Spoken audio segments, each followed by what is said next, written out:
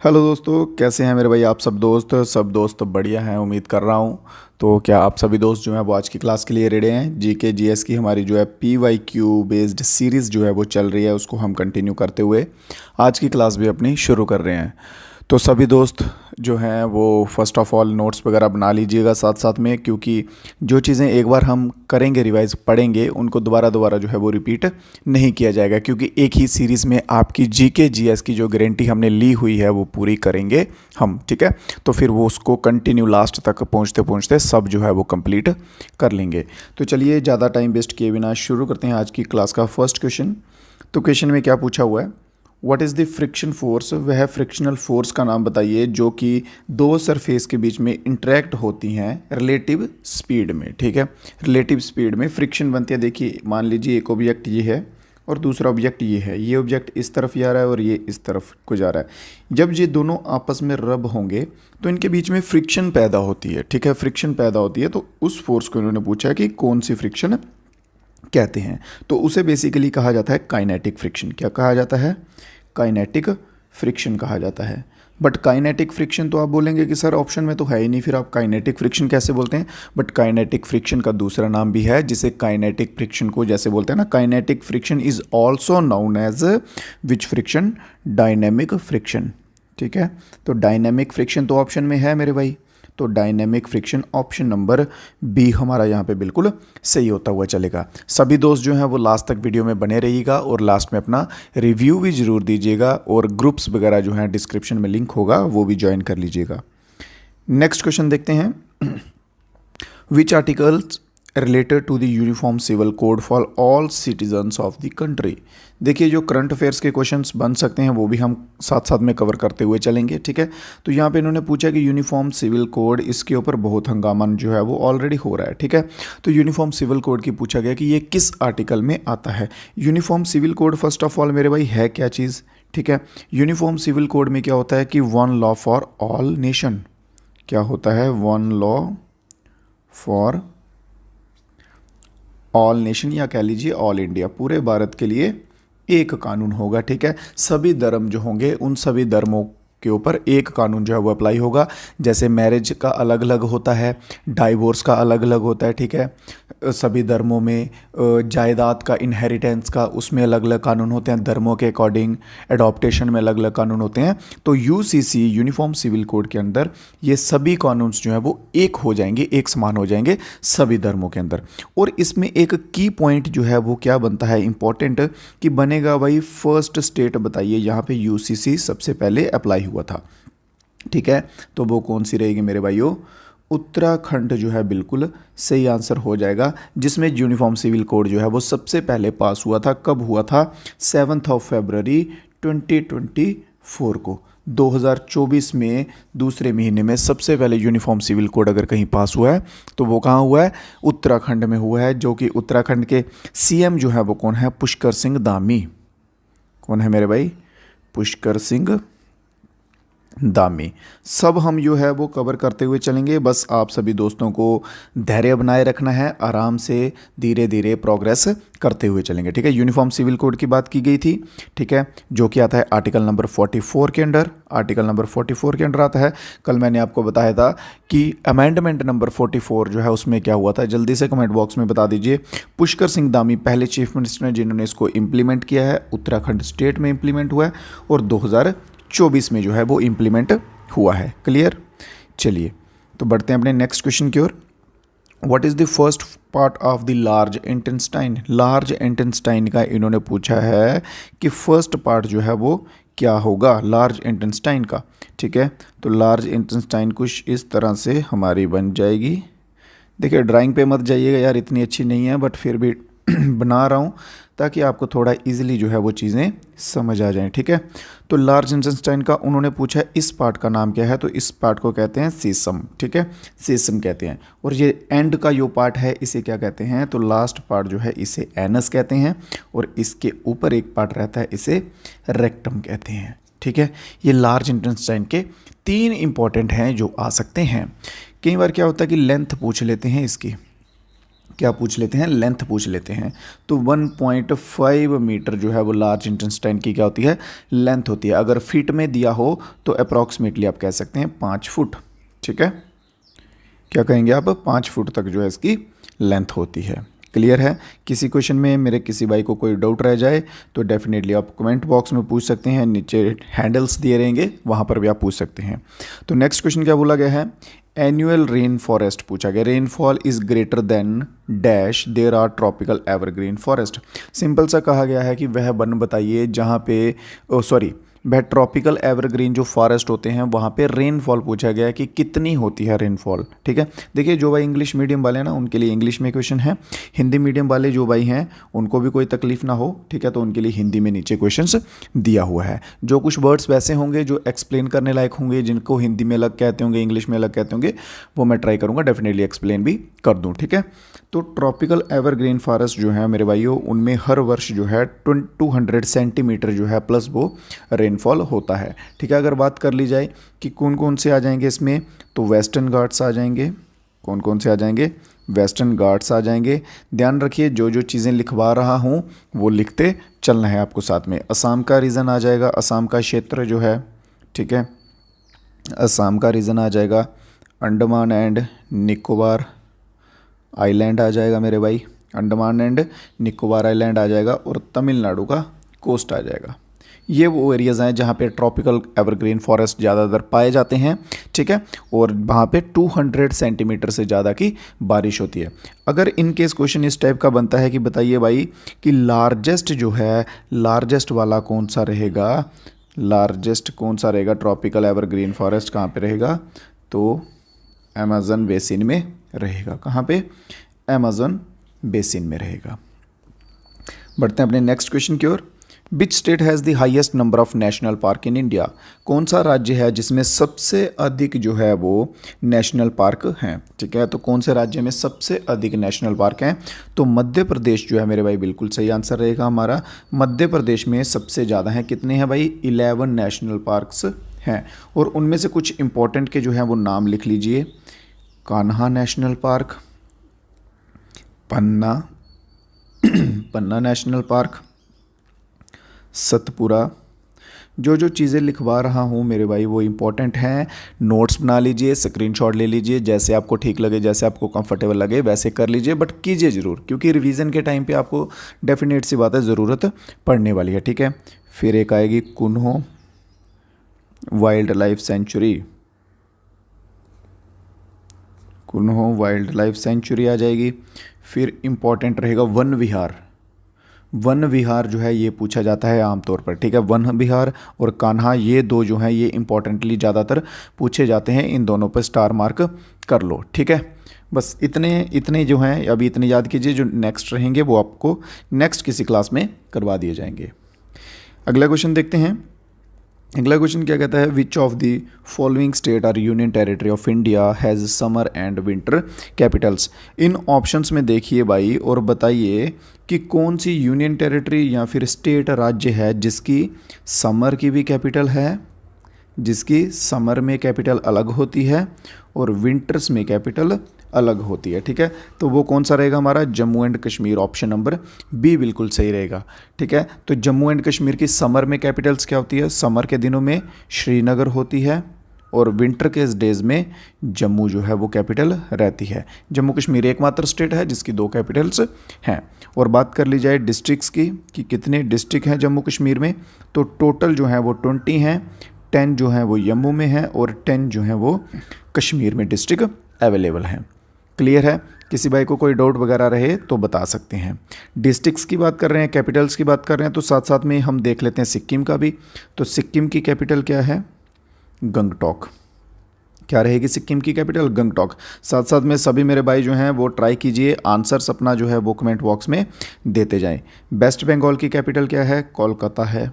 ठीक है, राजस्थान की क्या है मेरे भाई, तो जयपुर है। जयपुर को क्या बोला जाता है, जयपुर को पिंक सिटी भी बोला जाता है। क्या बोला जाता है, पिंक सिटी बोला जाता है। एक क्वेश्चन बनता है कि जयपुर के ओल्ड नेम के ऊपर बनता है, जयपुर का पुराना नाम बताओ भाई। तो जयपुर का ओल्ड नेम जो है वो क्या है, तो इसका ओल्ड नेम रहेगा एम्बर। ठीक है, ओल्ड नेम रहेगा एम्बर। आपको मैं पहले बता चुका हूँ, हम इस टाइम किसका पढ़ रहे हैं, लेवल जो है आपको थोड़ा सा हाई करना पड़ेगा। बाकी मीडियम एग्ज़ाम्स के जैसे आते हैं वैसे जो पहले एग्ज़ाम्स में आपने पढ़े हैं वैसा क्वेश्चन अभी नहीं देखने को मिलेंगे। कंपटीशन भी बढ़ रहा है और इस एग्ज़ाम में आपका लेवल भी जो है जीके जीएस का हाई रहेगा। ठीक है, पुलिस में स्पेशली लेवल हाई रहता है। क्लियर है यहाँ तक? किसी दोस्त को कोई डाउट वगैरह तो नहीं? अगर डाउट होंगे, मैं बार बार आपसे बोलता हूँ, डाउट हैं तो कमेंट बॉक्स में बता दीजिएगा। नेक्स्ट क्वेश्चन पूछा गया है, who are the parents of immunology. Immunology के जनक किसे कहा जाता है, या फादर ऑफ इम्यूनोलॉजी किसे कहा जाता है? ठीक है, फादर ऑफ इम्यूनोलॉजी किसे कहा जाता है? देखिए ये क्वेश्चन जो है ना, फादर ऑफ इम्यूनोलॉजी करके कम पूछा जाता है। ज़्यादातर ये क्वेश्चन पूछा जाता है कि स्मॉल पॉक्स बेकाइन के फादर, ठीक है, स्मॉल पॉक्स बेकाइन के फादर, ठीक है, जनक ऑफ स्मॉल पॉक्स बेकाइन। स्मॉल पॉक्स जो कि चेचक, हिंदी में क्या कहते हैं इसको मेरे भाई? चेचक, चेचक का टीका। तो चेचक का टीके का जनक जो है वो किसे कहा जाता है? तो ये क्वेश्चन जो है ज़्यादातर पूछा जाता है। तो एडवर्ड जेनर जो है इन्हें कहा जाता है, इनके द्वारा जो है वो सबसे पहले स्मॉल पॉक्स जो होती है, चेचक होती है, उसका टीका जो है वो बनाया गया था। कब बनाया गया था? 1796 जो है मेरे भाई बिल्कुल सही आंसर रहेगा। इसके सिवा जो दूसरे ऑप्शंस दिए हुए हैं एंटोनी जो है ये भी इम्पोर्टेंट रहते हैं। क्यों? क्योंकि इन्होंने सबसे पहले बैक्टीरिया एंड प्रोटोजोआ, ये पहले माइक्रोस्कोपिस्ट थे जिन्होंने सबसे पहले बैक्टीरिया और प्रोटोजोआ को ऑब्जर्व किया था। ठीक है, और रोबोट कोच जो हैं ये भी आ जाएंगे। इन्होंने ट्यूबरक्लोसिस बैक्टीरिया, कौन सा? ट्यूबरक्लोसिस बैक्टीरिया जो है वो इन्होंने डिस्कवर किया था। क्लियर? चलिए बढ़ते हैं अपने नेक्स्ट क्वेश्चन की ओर मेरे भाई। Internet cafe, ATM booth and call centre, ये जो हैं ये किसके एग्जाम्पल हैं? Tertiary sector, banking sector, secondary और प्राइमरी। देखिए आमतौर पर जो है वो कितने बताए जाते हैं? 3 बताए जाते हैं। बट अगर हम एनसीईआरटी को देख के चलेंगे तो इसमें कितने बताए जाते हैं? एनसीईआरटी में 5 बताए जाते हैं। तो चलिए मेरा फ़र्ज़ है आपको सब जानकारी देना और अच्छे से देना, तो मैं आपको 5 के 5 जो है वो बता देता हूँ। जल्दी से इनको लिख लीजिएगा। ठीक है, सबसे पहले आ जाता है कौन सा? प्राइमरी। प्राइमरी आगे सेक्टर लिखते जाइएगा। दूसरे नंबर आ जाता है सेकेंडरी। तीसरे नंबर आ जाता है टर्शियरी, क्वाटरनरी, क्वाइनरी। क्लियर है? ये 5 जो हैं ये सेक्टर हैं। इकोनॉमिक्स का क्वेश्चन है ये। ठीक है, चलिए अब लिख लीजिए। प्राइमरी सेक्टर जो है इसमें क्या होता है? रॉ मटेरियल होता है। क्या होता है? रॉ मटेरियल होता है, जैसे कि फार्मिंग करना, एग्रीकल्चर जो है, मछली पालन, गाय पालन, पशु पालन, एनिमल डोमेस्टिकेशन। ठीक है, ये सब जो है ये इसके अंडर आते हैं। इसमें रॉ फॉर्म्स में चीज़ें होती हैं। और भारत में अप्रॉक्सीमेटली आप कह सकते हैं कि 50% पॉपुलेशन जो है वो किस में एंगेज है? तो प्राइमरी सेक्टर में एंगेज है। क्लियर? सेकेंडरी सेक्टर जो आता है इसका क्या कार्य है? सेकेंडरी का इसका काम है मैन्युफैक्चरिंग का। इसका क्या काम है? मैन्युफैक्चरिंग। इसमें मैन्युफैक्चर किया जाता है, या आप कह सकते हैं इंडस्ट्रीज़ होती हैं। ठीक है, थर्ड जो है टर्शरी, इसमें क्या होता है? सर्विस दी जाती है, सेवा दी जाती है, जैसे हॉस्पिटल हो गया। ठीक है, जैसे एटीएम, ये आ गया ना ऑप्शन में, internet cafe, ATM booth, call centre, तो ये टर्शरी सेक्टर के ही हैं। ठीक है, तो आंसर जो है इसमें टर्शरी सेक्टर हो जाएगा हमारा। तो टर्शरी सेक्टर में को क्या, कौन सा सेक्टर कहते हैं? तो सर्विस सेक्टर कहते हैं। जो क्वार्नरी सेक्टर है, ठीक है, इसे हम कौन सा सेक्टर कहते हैं? तो इसे हम कहते हैं नॉलेज सेक्टर। कौन सा मेरे भाई? तो इसे हम कहेंगे नॉलेज सेक्टर।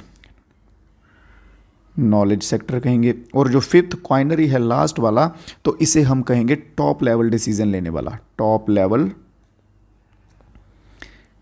Decision maker. ठीक है, क्वाइनरी में नॉलेज वाले में एग्जांपल के लिए बता दूं आपको, जैसे इंफॉर्मेशनल आईटी आ गया। ठीक है, रिसर्च एंड डेवलपमेंट के प्रोग्राम आ गए, वो सब आ जाएंगे फोर्थ वाले में। और फिफ्थ वाले में जो है टॉप लेवल के डिसीजंस कौन लेता है? जैसे मीडिया हो गया, गवर्नमेंट हो गई, ठीक है, जजेस हो गए, ये सब जो है, सुप्रीम कोर्ट हो गए, ये सब जो है वो कौन से में आएंगे? क्वाइनरी में आएंगे, फिफ्थ वाले में। उम्मीद करता हूँ आपके सारे डाउट्स जो हैं वो क्लियर हो गए होंगे। जल्दी से स्क्रीनशॉट ले लीजिए। तो बढ़ते हैं हम अपने नेक्स्ट क्वेश्चन की ओर।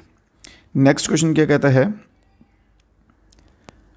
म्योरी पीपल्स और from which of the following countries. Maori peoples जो हैं, म्योरी लोग जो हैं, वो इनमें से ऑप्शंस में से किस कंट्री से बिलोंग करते हैं? तो न्यूजीलैंड जो है, ऑप्शन नंबर सी हमारा बिल्कुल सही आंसर हो जाएगा।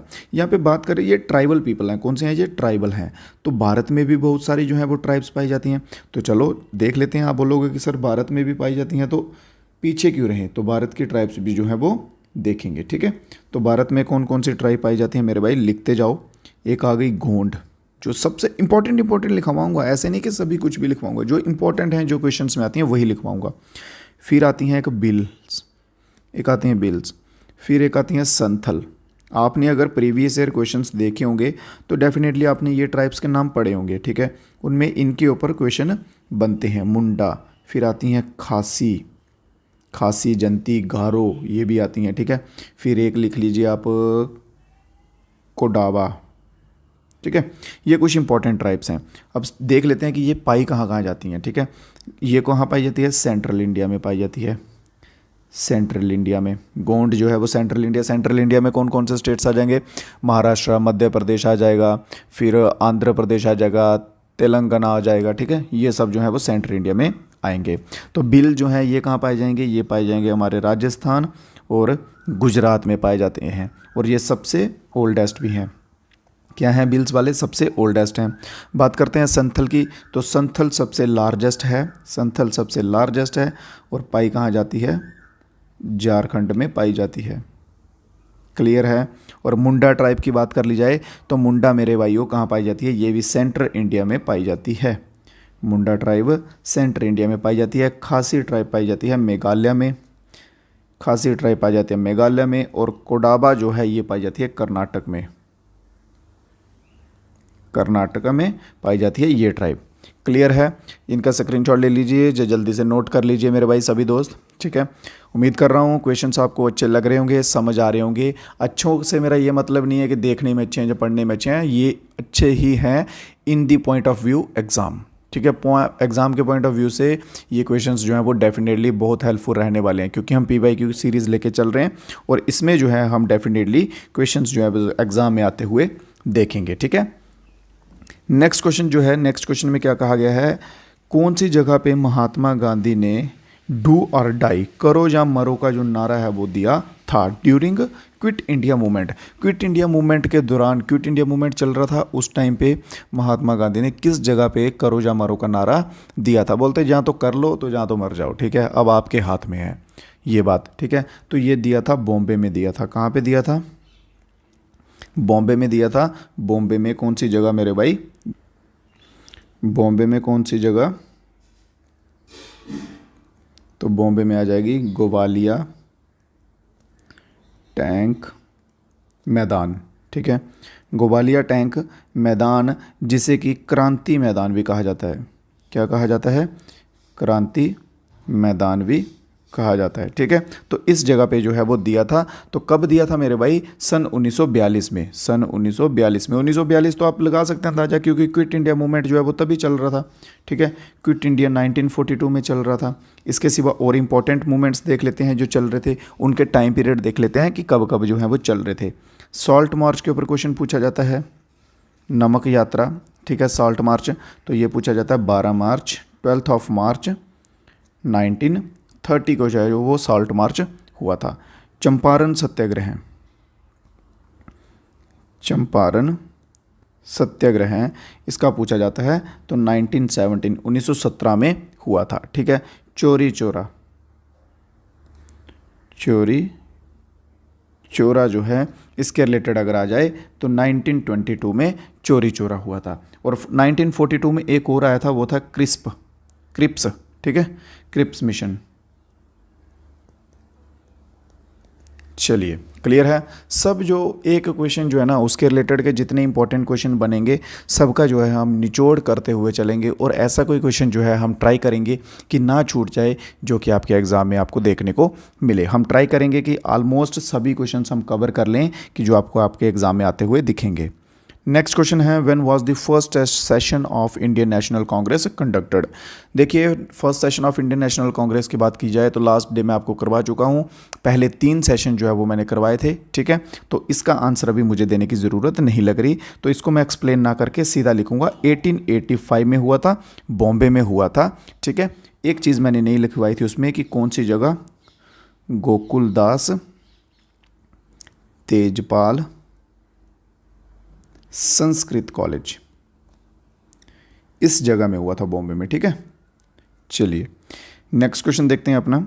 तो नेक्स्ट क्वेश्चन आज का क्या है कि शॉल्स कि who is the chairman of national Integration council in India. National Integration council in India के चेयरमैन जो है वो कौन है। नेशनल इंटीग्रेशन के काउंसिल के जो चेयरमैन है वो हमेशा कौन रहेंगे, प्राइम मिनिस्टर रहेंगे। जो भी करंटली प्राइम मिनिस्टर होंगे, जो भी करंटली पीएम होंगे वो रहेंगे इसके चेयरमैन। इसमें होते कौन है, मेंबर कौन होते हैं, इसमें होते हैं कौन कौन होते हैं, इसमें होते हैं जो कि आप कह सकते हैं सीनियर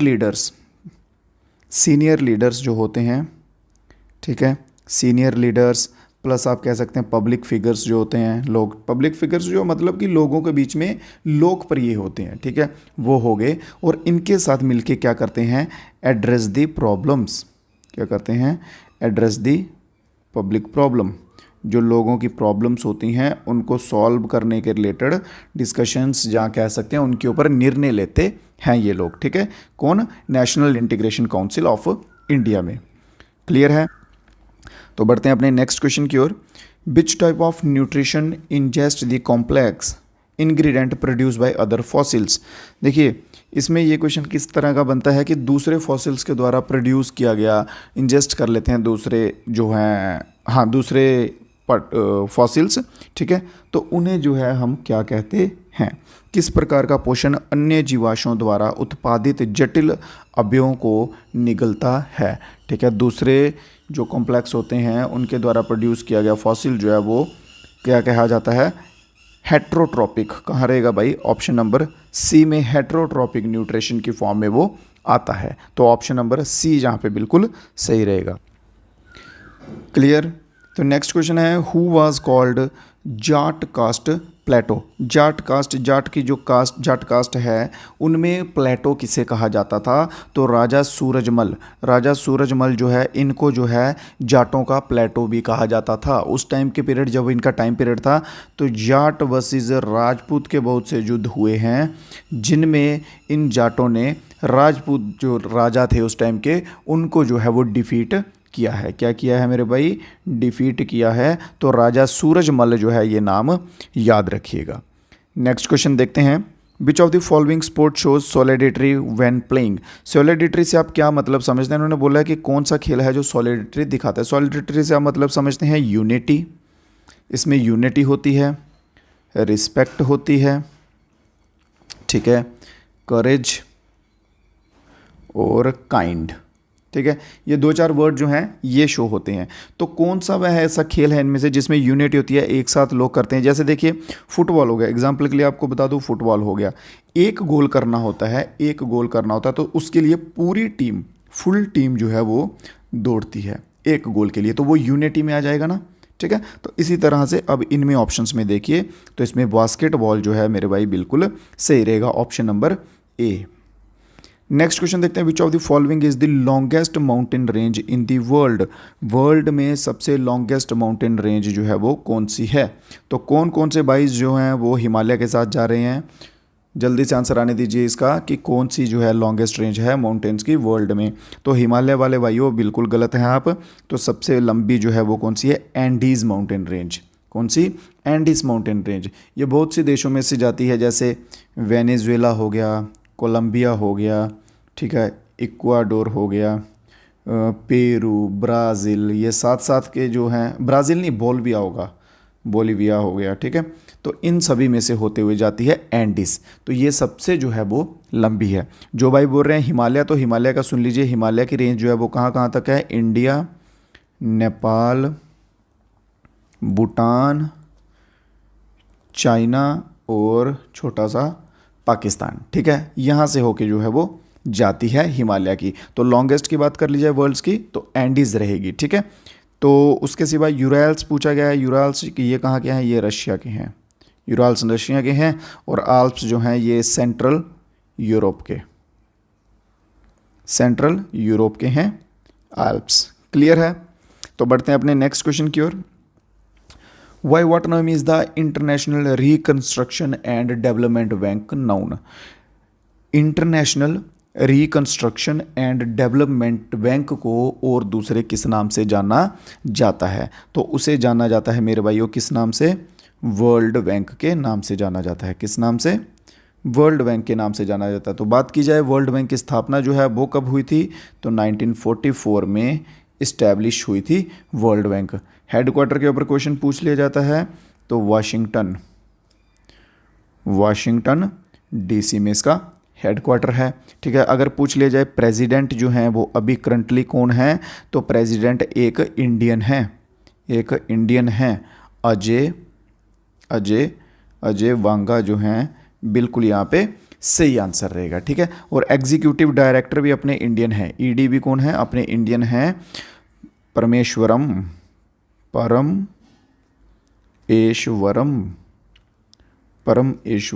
अय्यर। ठीक है। तो ये परमेश्वरम अय्यर जो हैं ये ईडी हैं वर्ल्ड बैंक के, ये भी अपने इंडियन है। ठीक है मेरे भाइयों। तो आज की क्लास के जो क्वेश्चंस थे, आज की क्लास के क्वेश्चंस खत्म होते हैं। तो इतने ही क्वेश्चंस जो हैं वो आज की क्लास में थे। तो आप सभी दोस्त जो हैं अपना रिव्यू देके ज़रूर बताइएगा कि आपको क्लास जो है वो कैसी लगी है, कमेंट बॉक्स में ज़रूर बताइएगा। और टोटल आज जो है हमने 17 क्वेश्चन जो हैं वो किए हैं। ठीक है। टोटल कितने किए हैं? 17 क्वेश्चन आज की क्लास में किए हैं। तो 20 जो है 20 की सीरीज़ हम लेके चल रहे हैं। तो ट्राई करेंगे 20 जो है हम कंटिन्यू करते हुए चलेंगे क्वेश्चंस, जिसमें आपको एग्ज़ाम तक पहुंचते पहुंचते सब जीके जीएस जो है ऑलमोस्ट, इस बात की गारंटी लेके कह रहा हूं, बस साथ बने रहिएगा तो कवर हो जाएगा। ठीक है। अब बार बार ये चीज़ें रिपीट नहीं करूंगा, बट एक बार बोल दिया अभी क्योंकि स्टार्टिंग्स की क्लास है तो इसलिए बोलना पड़ रहा है। तो आप सभी साथ बने रहिएगा तो लास्ट तक हम पहुंचते पहुंचते जीके जीएस है मेरे भाई जो, इसको तो पक्का पूरा का पूरा फोड़ेंगे। क्यों? क्योंकि जीके जीएस का ही मोस्टली जो है वो पोर्शन एग्जाम में आता है। तो बहुत बहुत शुक्रिया कुछ जो भाई अभी तक जुड़े हुए हैं लास्ट तक लाइव में। ठीक है। तो बहुत बहुत शुक्रिया मेरे भाई आप सभी का लास्ट तक जुड़े रहने के लिए, अपना भरोसा दिखाने के लिए। तो कल फिर से मिलेंगे आप सभी दोस्तों से नए क्वेश्चंस के साथ, कुछ नए अंदाज में। तो तब तक के लिए दीजिए इजाज़त मेरे भाइयों। जय हिंद, जय भारत।